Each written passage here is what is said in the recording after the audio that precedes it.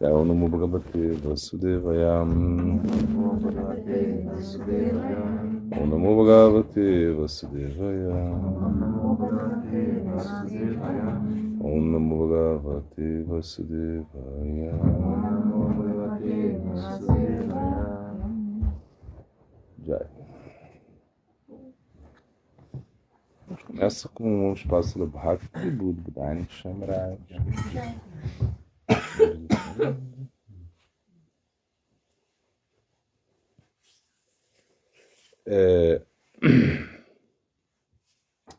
Ele pergunta, né, como... Eu estou fazendo a pergunta. Como podemos obter a misericórdia de Nityananda Prabhu? Então, ele está dizendo que é cantar o santo nome. Porque, na verdade, Nityananda Prabhu é o guru original, Adiguru. E se nós não cantamos o santo nome, como nós vamos poder obter a misericórdia de Nityananda Prabhu? Claro, além de cantar o santo nome, você também precisa de aceitar um mestre espiritual. Guru Padashraya Diksha Guru Rasevana Sadharma Siksha Prita Sadhu Marga. Então, esse Sanatana Siksha, nas instruções de Chaitanya Mahaprabhu Sanatana Goswami, ele tá enfatizando, você precisa tomar refúgio no mestre espiritual. E refúgio no mestre espiritual significa com o coração. Não significa simplesmente uma coisa formal, que agora você tem um nome espiritual, ou que você fez um processo, sei lá. Na verdade, é uma questão de coração mesmo. O que você sente que esse guru é o seu guru, ou seja, que esse Vaishnava é o seu guru e você aceita ele. E a gente entende também que o guru não é uma pessoa. Esse também é um grande problema dentro do Gaudiya Vaishnavismo, né? De colocarem um guru como uma pessoa individual. Assim. Não, não é isso. O guru Tattva significa um aspecto expandido de ser Krishna. Então, na verdade, Krishna, ele entende que você vai ter muita dificuldade de entender Paramatma, né? De ver a Sarupa Roy, Krishnera Nityadas. Você vai ter essa dificuldade de entender que você é um servo eterno de Krishna. Né?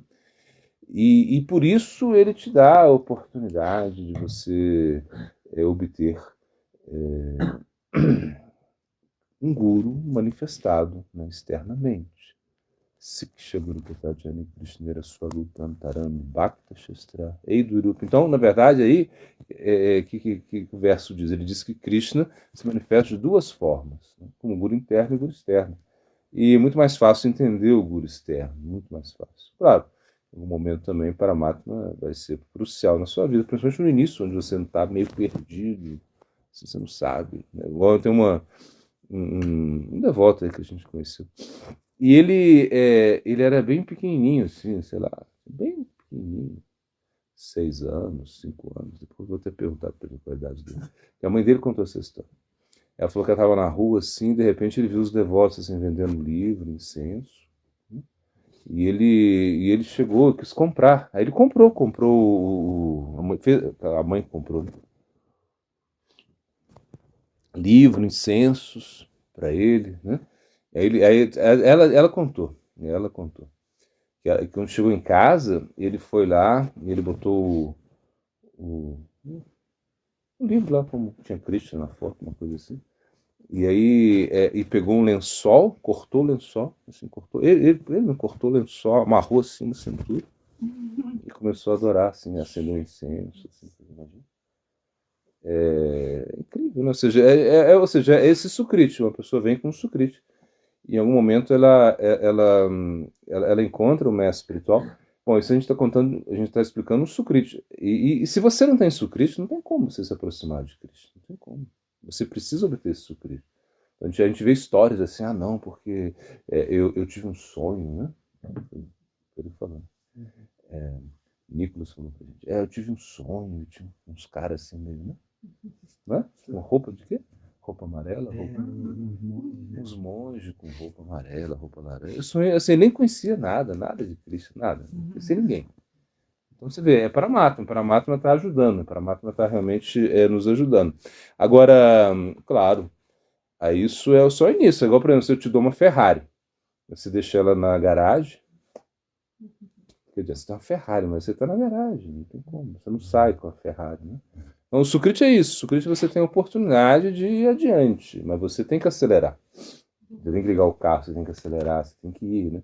E você tem que botar óleo. Ah, eu tenho uma Ferrari, mas você lá, você nunca foi no. Ah, a Ferrari, pode ser que a Ferrari não tenha que ir no mecânico, não sei como é. Mas vai ter que ir, né? Não sei, vai ter que encher o pneu, pelo menos, não sei, não sei. Alguma coisa você vai ter que cuidar do carro, você tem que cuidar do carro, né? Ainda que seja um carro novo, não sei. Você vai ter que dar um. Tem que ter algum cuidado, trocar o óleo, alguma coisa assim.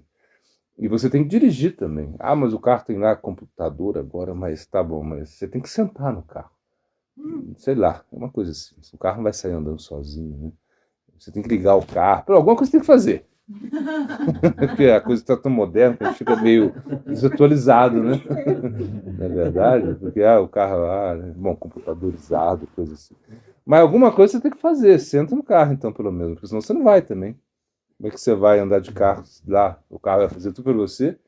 Acho que não chegamos nesse ponto, né? O carro vai lá, dá uma volta, aí alguém entra no mercado, a inteligência artificial vai lá, compra o que você quiser, aí bota no carro e traz para você. Não sei se isso vai acontecer. Mas o que eu estou dizendo é o seguinte, é que você tem que fazer a sua parte. E a sua parte é muito importante. A parte de discípulo é super importante, imagina. Não é só o guru, é o discípulo também. O discípulo ele precisa participar. Senão, ele, se você não quer participar, então por que o guru está falando um monte de coisa? Por que o guru te dá o mantra, te dá. Não, é porque o discípulo precisa participar. Ele precisa participar todos os dias, não é só de vez em quando. O guru vem uma vez por ano. Tudo bem, você vai lá, visita o guru. Mas não é só isso, não. É todo dia. Todo dia você precisa estar ativo na vida espiritual. Vida espiritual significa que você necessita uma ação. Você tem que estar ali, você tem que cantar. Por isso Krishna ele fala, né? Aquele verso, né? Raja Vidya, Raja Gurham, Pavitrandam, Utama, Pratyaksha Avagamandarmyam. Pratyaksha Avagamandarmyam significa experimentar você mesmo. O melhor Pratyaksha é esse. Quais os tipos de Pratyaksha que a gente conhece, gente? Quem sabe? Ou seja, você pode, né? Alguém sabe o que eu falo? Uhum. Você experimenta com seus. Você, assim, na verdade, ou seja, qual é a melhor. O Pratyaksha é você experimentar, na verdade. Mas você pode conhecer de diversas maneiras, por exemplo, com seus sentidos, no Pratyaksha, que é o início, né, que a gente fala assim. E a Numana, que você recebe isso de alguém, né? E Paroksha, você, até no sonho você pode conhecer coisas, como Paramatma também está dizendo. Mas na realidade, o que eu quero dizer é o seguinte, que o verso ele está falando que você tem que experimentar, você tem que ter a certeza que é isso mesmo. Não é porque você leu lá, não, porque não, eu li, porque me disseram. Não, você tem que experimentar. Inclusive se diz que no Bhagavatam tem um espaço lá para você escrever a sua história no Bhagavatam. Né? Você vai ter o seu espacinho lá que você vai escrever a sua história no Bhagavatam. Então a gente entende o quê? Que isso é muito importante, você praticar. E se você não pratica, como você vai experimentar? Como você vai ver que realmente está dando certo? Então não é milagre. O guru te inicia e aí, o que você está sentindo agora? O que você sente? Você foi iniciado, aí, qual? Não, é o trabalho seu, acordar cedo, cantar japa, ir no Mangalarti, escutar aula, tenta controlar os sentidos, tenta ser menos invejoso, tenta ser mais humilde, tolerante, blá, blá. É isso, ou seja, é isso que significa vida espiritual, que você realmente participa disso. Sem você, igual por exemplo, eu quero dar aula, não tem ninguém. E aí? Para quem que eu vou dar aula? Não, agora tem internet. Tá.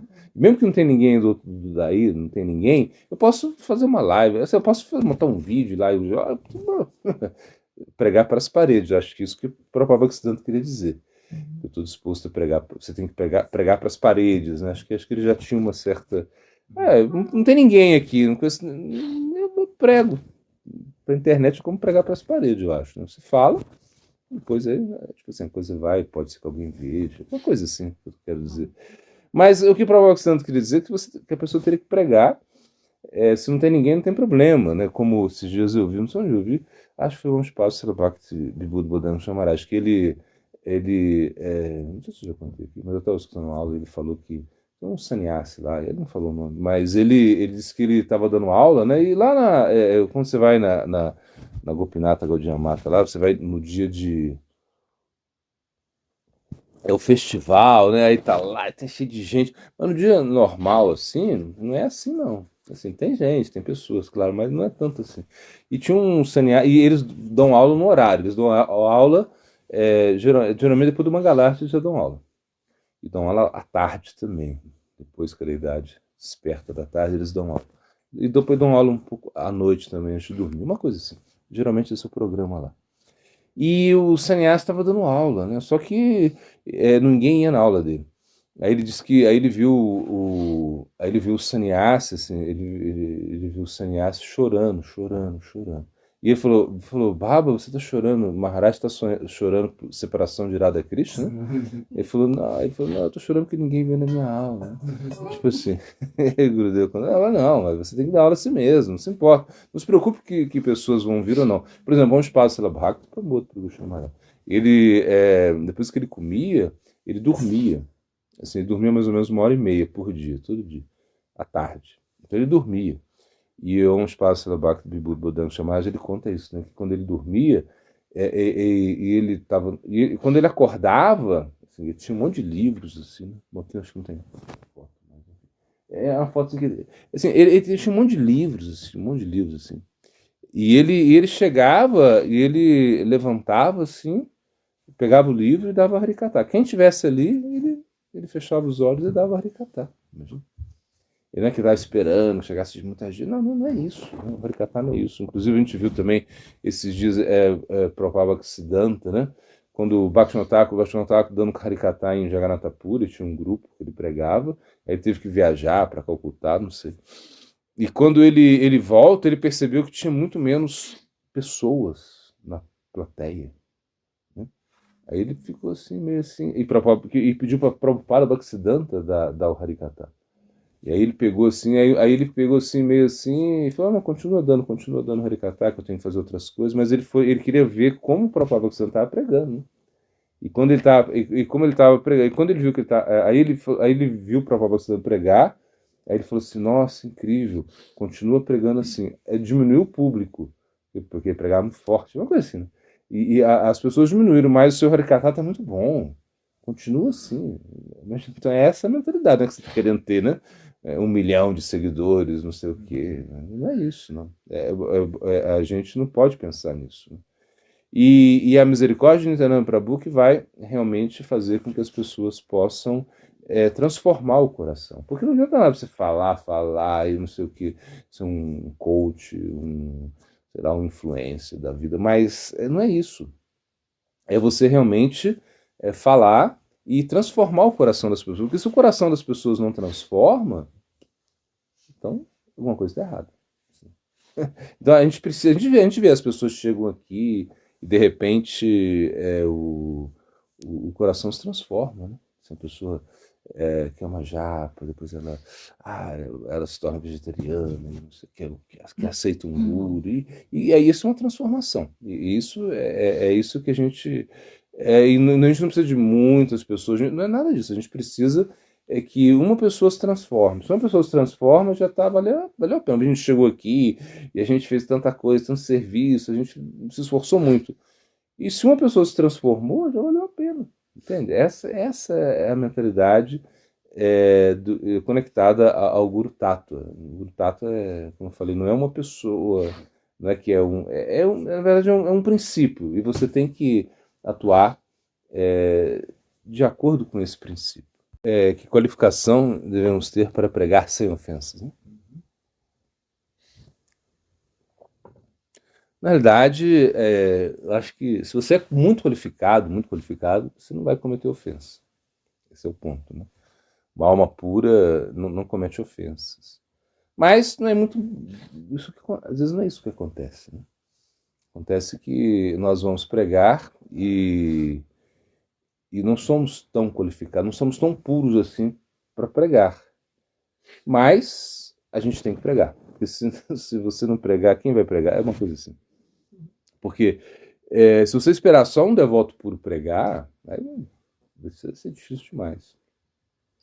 E não é que não tenham devotos puros, porque alguém pode perguntar assim, não, mas não é como antigamente, né? Tipo assim, você olha, sei lá, Prabhupada Bhaktisiddhanta, né? Guru Kshiroda, sei lá, um espaço da Bhakti Pramod Puri Goswami Maharaj, da Bhakti Thakur, né? Aí você começa assim a comparar. Você pensa que é só o passado, mas não, hoje em dia tem muitos Vaishnavas assim, muito puros. Talvez eles não estejam pregando muito, pode ser, mas existem muitos devotos puros que estão nesse momento. Existe, sempre vai ter. Né? E pode ser que, como eu digo, eles não estão assim no auge da pregação, mas são devotos puros. Né? Então, por exemplo, quando a gente vê o caso de um espaço da Bhakti Pramod Puri Goswami Maharaj, né? Assim, ele estava lá, assim, não é que tinha muitas pessoas com ele, mas ele era pureza. Assim. Imagina, uma vez, conto, né, que teve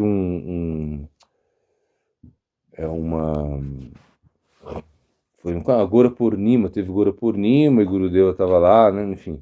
Então, em Agora Purnima ele jejuava, assim, completamente, nem tomava água, né. E no outro dia ele foi quebrar o jejum dele. E, assim, não, estávamos esperando que ele quebrasse o jejum, mas antes ele ia cantar tanto o Gai, ele estava cantando, ele tá cantando japa, né? Mas em algum momento ele estava cantando japa, e quando ele estava cantando japa, assim, ele assim, apagou, assim, tipo, assim, ficou, né, assim, de olho fechado, assim, e ele cantando japa. E aí, e alguns devotos, eles queriam, eles tinham que voltar para a casa deles, eles tinham que pegar o trem. Tinha um horário, tem um horário para pegar o trem, né? E aí chegaram lá e eles não queriam incomodar a Gurudeva, porque eles pensavam que a Gurudeva estava dormindo, né? Então eles não queriam falar nada. E eles estavam assim, mas eles queriam despedir de Gurudeva para partir. E aí de repente chegou um devoto lá que tinha uma certa intimidade com o Gurudeva, né? E ele gritou: Maharaj, Maharaj, a gente tem que ir embora, Maharaj. Acorda, uma coisa assim. Falou assim: acorda, a gente tem que ir embora. Aí ele fez assim: nossa, desculpa fazer vocês esperarem. Mas é que eu tava no Radhakunda, isso ele tava em Mayapur, né? Eu tava lá no Radhakunda, lá em Vrindavan, no Radhakunda, e eu tava servindo Radha. Eu estava servindo Radha. Isso como. Então falou assim, ai meu Deus. O que a gente fez? Né? Tipo assim, é uma coisa assim. Agora, como você vai dimensionar quem é devoto? Agora, claro, a gente está falando. Esses devotos puros, eles não vão cometer ofensa. Mas, como eu digo, não é o nosso caso. A gente vai ter que pregar e. Bom, nem todo mundo tem que pregar, nem todo mundo tem que falar de Krishna, mas tem pessoas que estão pregando e não tem essa pureza toda, assim, para não cometer ofensas. Né? Então, como evitar ofensas? Ou seja, não tem uma cartilha, porque a ofensa você não deveria evitar.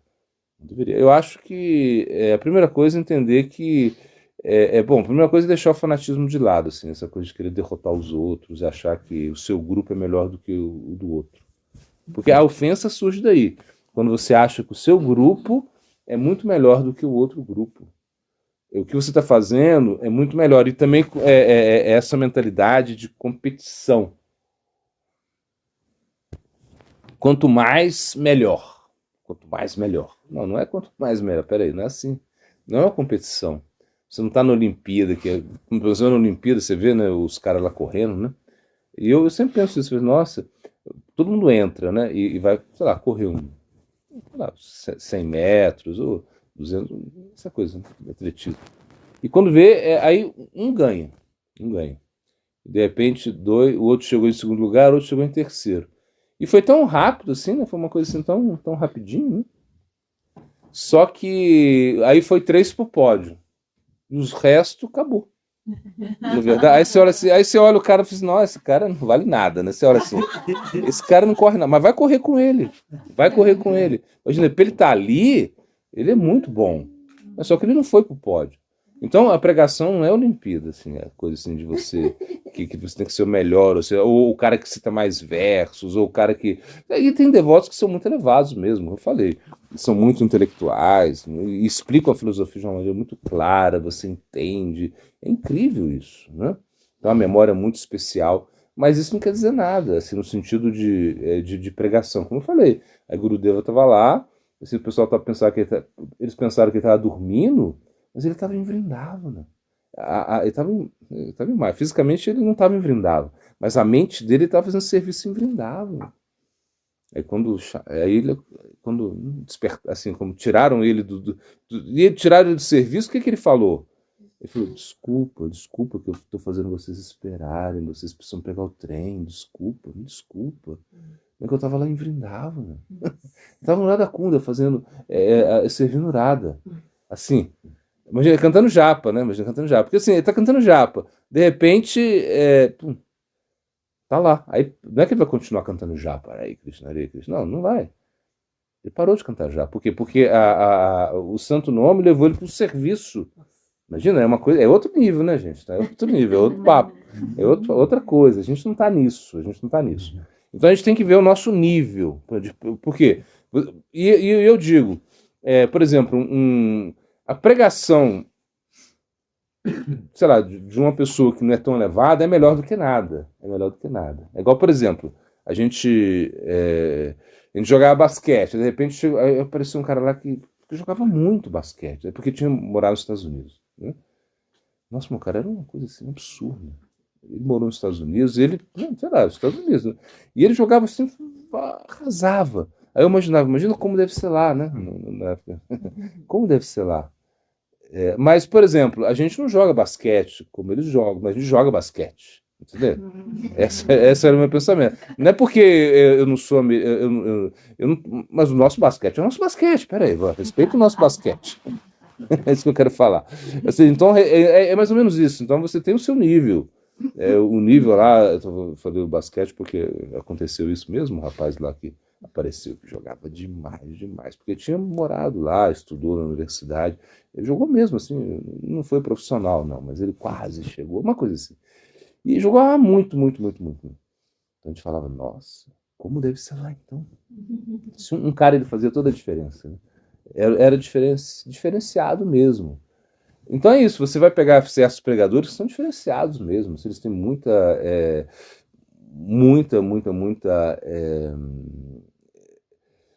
emoção, eles têm muita realização, isso é verdade. A realização deles é outra coisa, entende? Então o que eles passam pra gente é diferente, mas, por exemplo, se não tem eles, vamos a gente mesmo. A gente vai falar. E não tem problema. Então você não tem que se preocupar com isso. Agora, claro, você se preocupa com a ofensa que você perguntou. Então, como não cometer ofensa quando a gente está pregando? Então, a primeira coisa, seu fanatismo, você achar que o seu grupo é melhor. Assim, e isso, quando a gente separa as coisas, né? É como, por exemplo, você tem um pai, então você serve o seu pai, é uma coisa assim. É o seu pai, vai ter os seus tios, você respeita. Não é que não é só, não é isso. Você é um respeito que você tem para as outras pessoas que estão pregando, para as outras pessoas que estão falando de coisas diferentes que você fala. E acho que a ofensa ela tá aí na pregação. A ofensa tá aí. É quando você acha que é você, que você tem a razão e as outras pessoas não têm. Né? Uma vez que eu lembro disso, né? Os devotos falavam que uma Guru Tulananda, né? Srila Bhakti Kaga Tulananda, ele fala, o pessoal falava assim, nossa, a gente ouviu falar, Gurudeva, que ele quando toma banho no mar, ele não tira a água do mar, porque ele falou que é muito bom ficar com a água do mar no corpo, né? E aí falaram isso pra mim, eu falei, nossa, mesmo? Eu comecei a fazer, quando eu ia no mar, ficava com a água no mar, assim. Aí fiquei vários anos fazendo isso. Eles falavam isso, né? Falaram isso, eu falei, que legal. Aí um dia a gente estava com o Guru Tulananda, acho que foi lá em Guarujá. Então a gente foi lá, aí a gente foi pra praia com ele, né? A gente foi pra praia, tomando banho lá, não sei o quê. Aí tomando banho no mar, a gente voltou, né? Aí eu falei pra ele assim, nossa. Aí ele falou assim, ele falou, Maharaj, você não vai tomar banho? Não? Eu falei, não. Não, é muito bom ficar com a água do mar, né? Ele falou assim, é mesmo? Não sabia. Não sabia. Eu falei, ah, é. Então é mais ou menos isso, né? Porque são coisas assim, a gente não tem a razão. Alguém falou isso, porque não sei o quê, porque disseram isso. Mas não é assim, não. É você realmente entender o quê? Que existe uma. Que você não tem a verdade. Nem assim, imagina quando a gente vê, quem falou? Que até o Bhagavatam, imagina o Bhagavatam é uma coisa assim incrível. Mahaprabhu, quando se encontrou com o Sanatana, ele estava conversando com o Sanatana Goswami falou assim, ei, ele falou, olha, quando você esteve com o Sarvabhauma Bhattacharya, né, você falou, ele falou, porque assim, foi assim, Mahaprabhu começou a conversar com Sarvabhauma Bhattacharya, né? E aí, 7 dias, Sarvabhauma pregando Vedanta, e depois e Mahaprabhu quieto, assim, em silêncio, e Sarvabhauma falou, ei, você não tá, não é possível, você não tá entendendo não, Vedanta? Você tá quieto, você não falou nada, 7 dias. Mahaprabhu falou, olha, eu entendi tudo o Vedanta.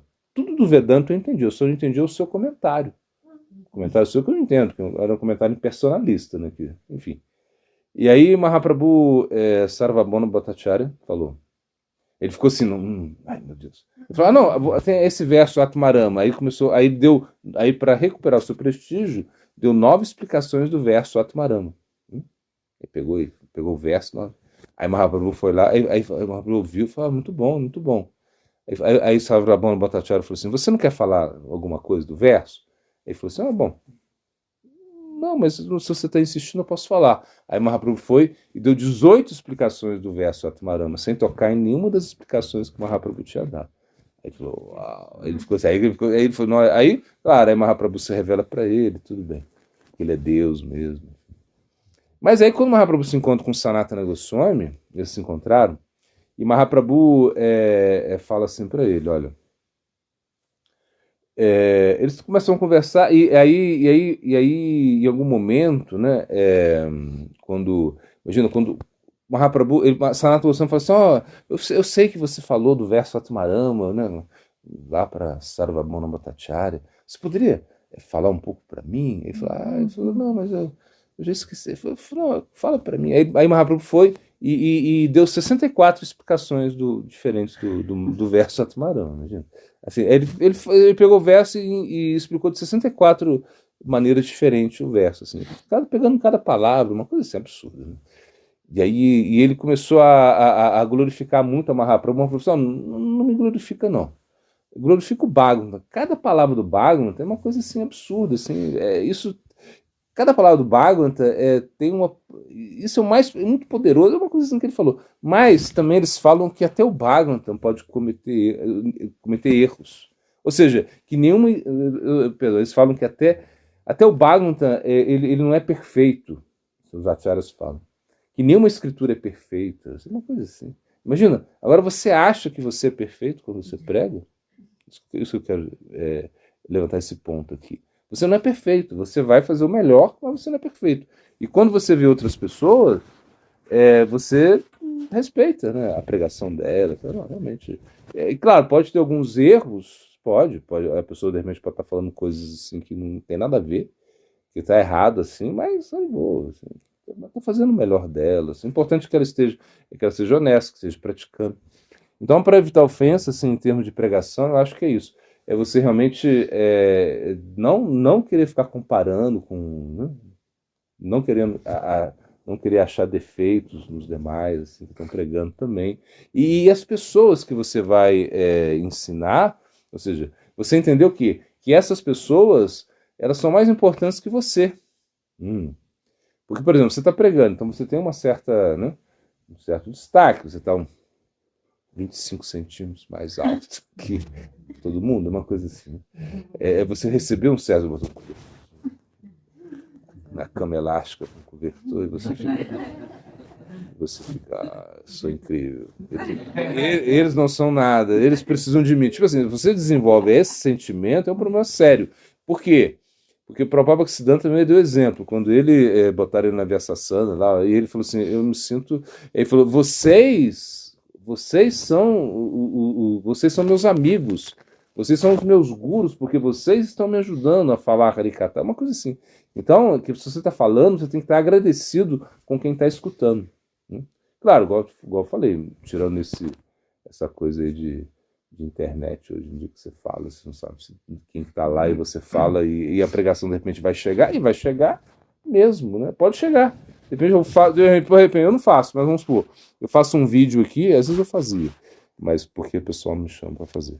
Mas assim, aí eu faço um vídeo aí até o Prabhu aí, né? O Hari Govinda, ele falou assim, nossa, eu vi os seus vídeos, assim, eu vi os seus vídeos, assim. Ele é de outra missão que veio para cá. Mas assim, que ele precisou de ajuda, a gente está tentando ajudar ele. Então, assim, ele falou, nossa, eu já ouvi seus vídeos, olha, faz tempo. Aí eu, que eram uns vídeos que a gente fazia, né? Até era a Radharani que fazia uns vídeos. Assim, a gente sentava lá no banquinho, né? Aquela coisa, né?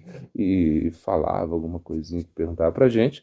E isso ajudou uma pessoa para vir para cá. Assim, claro, teve outros processos. Mas eu digo assim, então eu posso fazer isso, começar a ficar meio assim fanático, e começar a falar, botar um monte de vídeo, falar um monte de vídeo, não sei, fazer 8 vídeos, 10 vídeos por dia, blá, blá, e estou pregando, não é verdade? Mas eu não tenho conexão, não sei quem que está lá, quem que está ouvindo, eu não sei nada. Pode ser que um dia alguma pessoa se conecte com a coisa. Mas o que eu quero dizer é o seguinte, é que você tem que respeitar o seu público, entender que sem os alunos você não pode ser professor. Esse é o ponto. Entende? Não tem como. A gente ouve, eu vou ser, depende de eu quero ser, sei lá, eu quero pregar, quero falar, mas peraí, tudo bem, mas não tem ninguém aí para te ouvir. Eu quero ser guru, uma coisa assim, mas espera, não tem ninguém que vai te ouvir. Então, o guru, o professor védico, assim, vamos falar professor védico, porque guru é uma palavra meio pesada. Ele precisa de quê? Ele precisa dos alunos. Sem os alunos, ele não é nada, não existe. Como se tivesse nada. Assim, entende o que eu quero falar? Então é isso, entender que eles são muito importantes, sua plateia é muito importante, e não fique orgulhoso, né, por você estar tendo a oportunidade de falar. Isso é pura misericórdia, é serviço. Então agradece as pessoas que estão aí ouvindo, porque isso é serviço que eles estão fazendo a vocês. Estão dando oportunidade. A gente vê até os acharyas falam, muito obrigado pela oportunidade de falar, né? Tipo assim, tem uns pregadores que falam assim, é legal, né? Muito obrigado pela oportunidade de falar, né? Porque... E outra coisa também, nunca esquecer o guru seu. Ou seja, quando você tem que pregar, mas você não pode esquecer o seu guru. Não é só dar o pranamas dele, um chimpasse, não, é você não esquecer dele. Quando você prega, você lembra do seu guru. Fala, né? Isso que é muito importante também. Assim. Entender que é pelo seu guru que você está pregando, é pelo seu guru que você tem a oportunidade de falar de Cristo. Então, alguém que escreve em psicografia, né? Psicografia, é isso mesmo, né? Ele está em transe místico, tipo assim, como o Vyasadeva, né, que ele está perguntando, né? Como o Vyasadeva, ele escreveu o Bhagavatam num transe místico, ele tinha uma realização espiritual, aí ele escreveu o Bhagavatam, né? Como, por exemplo, Rupa Goswami, Sanatana Goswami, eles tinham realização espiritual, então eles percebiam, escreveram os livros e te falam o que acontece no mundo espiritual. Isso é totalmente diferente de quem é médium, né? Quem é médium escreve, porque assim, quando você é médium, tem algum médium? Pode ser. Então, você escreve, né? Então, por exemplo, o Chico Xavier, né? Ele escrevia, né? Emmanuel. Ele era um espírito que ditava para Chico Xavier, né? Então ele escreveu muitos livros, assim, e, enfim. Isso não é transe místico, isso é mediunidade. Ou seja, ele tinha a capacidade de receber um espírito, assim, um espírito que é corporificado também. Você fala assim, não, mas é um espírito. Não, é um espírito, mas é um espírito. Ou seja, você pode falar que é um fantasma, que ele tem outra ele está querendo se comunicar com você, mas está querendo te entregar coisas assim para ajudar a humanidade, mais ou menos isso, né? Tipo assim, porque mas você pensa assim, mas espera aí, o fantasma não é sempre ruim? Não, não é sempre ruim, não. Quer dizer, não é que é sempre ruim, que a gente pensa em fantasma, você pensa em possessões, aqueles caras que, né, tá lá e entra lá o espírito na pessoa, a pessoa faz... Não é só isso, não. É que existe também esse espírito que entra, ou seja, quando ele recebe essas instruções, e o espírito, né, esse espírito, ele está querendo te ajudar, ele está querendo ajudar a humanidade, ele está querendo... Mas também ele quer uma certa fama, entende? Por quê? Porque eles querem fama, em certo sentido, querem fama, porque é a área deles, assim, ou seja, é o que estimula eles a escreverem. E na realidade eles querem que você esteja com eles. Entende? Que você também se torne um fantasma, como ele. Essa é a ideia. Então, quando Krishna fala assim, né, que quem adora os fantasmas, né, vai para o local dos fantasmas. Quem adora ele vai para onde ele está. Quem adora os antepassados, ele fala, tem um verso que ele fala isso, né? E você, quando você se você se alimenta disso, você vai chegar lá no que eles falam, nosso lar, né? Assim? Nosso lar. Então você está no nosso. É um local que é como um planeta fantasma, que tem né, que eles estão lá e eles estão ajudando as pessoas. Mas isso é material ainda. Não é transe espiritual. Agora você teve um transe espiritual e você precisa e você recebeu essas mensagens, eles estavam recebendo, estão escrevendo num transe espiritual, não é isso, não é num transe místico, não tem nada de místico nisso. É uma coisa boa? É uma coisa boa, não estou falando que é ruim, não. Só que isso é diferente de um transe místico. Por quê? Porque num transe místico você recebe algo espiritual. E ali é uma coisa material. Porque por mais que eles estejam lá, não sei onde está, né? Tipo assim, tem uma cidade fantasma, só que você não sabe o CEP dela, né? Você não sabe o endereço dessa cidade. Você não sabe, é fantasma, pô. Você fala, não, eu quero ir lá. Então como que você vai lá? Você vai pegar sei lá, um foguete, vai para lá? Não, não é isso. Você vai naquilo, é o que Krishna fala, Janjam Vapish Maranam Bhavanti, Ajantiante Kalevaram, Tantayavati Kontes, Satat Bhava Vitaha. Você vai onde sua consciência te leva. Então a sua consciência te leva a esse local lá. E você vai ficar lá. Tudo bem, você chegou lá, mas você chega assim, ou se você morreu e você vai para lá. Legal. Mas só que vai chegar um momento que você vai ter que sair de lá também, né? Que você vai ficar lá eternamente. Para você pode ser até, não, mas o meu avô, não, tudo bem. Mas seu avô, bisavô, tataravô, sei lá, não sei mais o que, isso não representa a eternidade. Você não vai ser eterno num planeta fantasma. Mesmo quem ditou e quem escreveu que está lá, vai ter que sair de lá e continuar no samsara, entende? Continuar nascendo e assim vai ser.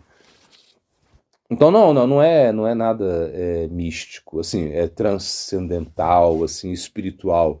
É algo que é material ainda. E isso pode realmente ajudar muitas pessoas, mas não no nível, assim, até no nível espiritual. A pessoa pode ser uma boa pessoa, pode espiritualmente, pode até se elevar. Eu não estou falando mas só que a escrita não não é um transe místico, é simplesmente uma maneira que a pessoa ela tem essa mediunidade e os canais elas são abertos, não sei o que, e ela escreve recebendo, ela psicográfica, né? Recebendo um espírito de luz que eles falam e que você vai escrever, mas não quer dizer que isso seja espiritual, né? Sim, a gente fala que Nityananda é o Adiguri, por isso ele deixou o Mahamantra, ele deixou... Na verdade, Nityananda deixou mais coisas, assim, você pergunta o que ele deixou além, né, do santo nome, porque, claro, é pela misericórdia de Nityananda Prabhu que nós estamos aqui. Se não fosse por ele, porque ele é o Adiguru, é o Guru original, o Samasti Guru. E os outros acharyas, os outros gurus, são Vinasti Gurus, ou seja, são gurus micro, micro. São gurus pequenos em relação a Nityananda. Né? Então, se Nityananda é o guru original, e a gente tem outros gurus que são pequenos, assim, pequenos em termos de, né, não em termos de importância que eu estou dizendo, mas em termos de tamanho mesmo em relação a Nityananda Prabhu, né, em termos assim. Então, eles são representantes de Nityananda Prabhu deixa isso, claro, mas você pensa o quê? Quando Nityananda Prabhu ele era um avaduta, né, um avaduta. E ele não assim, um avaduta significa uma pessoa muito, muito, muito elevada que não segue as convenções, né? Então, Nityananda Prabhu, de repente, vamos supor, aqui estava Mahaprabhu, né, com os seus devotos, de repente Nityananda Prabhu entrava aí peladão. E aí causava uma certa coisa assim. Nityananda Prabhu era assim, ele não tinha muita, né? Ele não seguia nenhuma regra, porque ele, apesar de ser tão elevado, ele não seguia essas convenções, nenhuma convenção. Isso é uma avaduta. A avaduta não segue nenhuma convenção. Né? E é uma coisa assim, mas é que ele é muito, muito elevado. Não adianta querer imitar isso, não tem como. Né? Uma vez a gente estava em Vrindavan, né? Até com um devoto, era o Kavichana. E de repente tinha um cara lá que estava pelado, lá andando no meio da rua, assim, no meio dos mercados, pelado. Assim. E na Índia não é que a polícia vai prender essa pessoa, não pode. Porque ele é um místico, assim, tipo assim, uma coisa assim. E aí o Kavichana ficou assim, né? Queria ir lá, falar, eu não vou lá, cara, esse cara. Porque não era. E aí foi lá, olhar, assim, sei lá. Sei lá, um cara queria olhar mesmo, eu não sei, uma coisa assim, né? Falei, tá. Mas eu nem fui. Mas, cara, por quê? Porque eu digo assim. Porque não me chama atenção, porque não é a nossa linha, ou seja, não é uma coisa assim artificial que você vai fazer, que você vai, né? Entendeu? Criar aí na sua. Não é isso.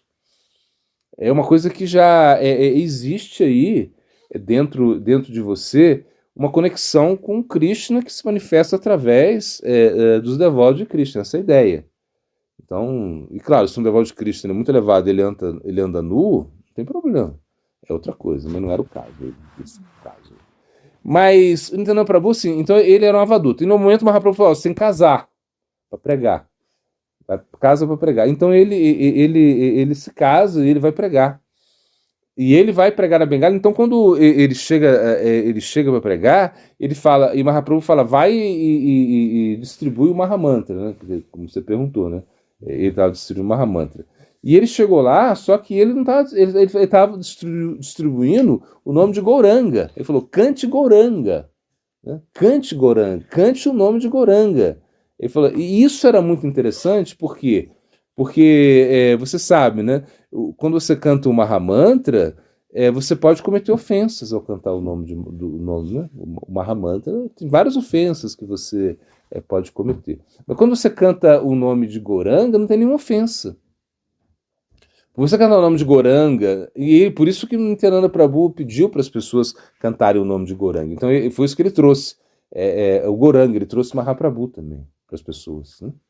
Então, e claro, aí tem umas apas sampradayas, ou seja, umas linhas que se desviaram e começaram a misturar o Mahamantra com o nome de Gauranga, porque Nityananda Prabhu falou para cantar Gauranga, coisa assim. Mas não é isso, isso é uma apa sampradaya. Isso, a gente não segue isso, por quê? Porque quando você canta se você inventar uma coisa, você perde o sentido, né? Ou seja, perde a potência. Você não pode inventar nada. Você tem que seguir. O Mahaprabhu mandou você cantar o Mahamantra Hare Krishna, você canta. Agora, claro, a Nityananda Prabhu estava mostrando que Gauranga era muito importante. Que sem Gauranga você não tem o Mahamantra. Mahamantra significa o quê? Radha Krishna. Né? Radha Krishna, combinados aí.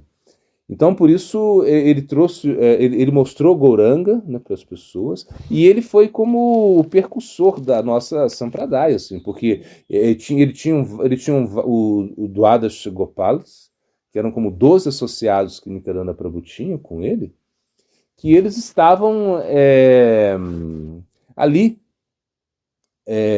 ajudando a Nityananda Prabhu também. Então, eles começaram a iniciar pessoas. Então, o início da nossa Sampradaya se dá com Nityananda Prabhu. Então, seus associados começaram a iniciar pessoas, né? E foi pela misericórdia do Nityananda Prabhu. Então ele está entregando. Então ele entregou para a gente também a nossa Sampradaya, ou seja, a Sampradaya, não sei se você entende, é como a nossa linhagem, né? Então foi o Nityananda Prabhu que está entregando para a gente isso. Porque ele foi assim o mestre, assim ele que começou com seus associados, eles começaram a dar iniciação para as pessoas, assim, iniciarem as pessoas. E isso foi muito importante. Então, o Nityananda Prabhu, ele deu, a contribuição dele não foi só com Mahamantra, né? Foi entregar Gauranga e entregar também a nossa Sampradaya, ou seja, a nossa linhagem. Né?